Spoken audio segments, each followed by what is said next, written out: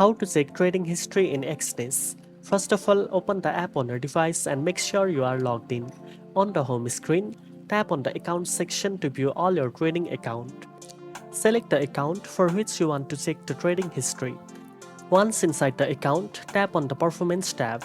Here you can see all your past trades including open and closed position, trade sizes, entry and exit prices, profit or losses, and the dates of each trade.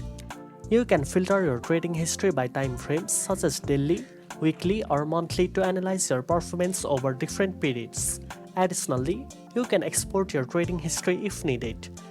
This is useful for record keeping, tax reporting, or detailed analysis of your trading performance.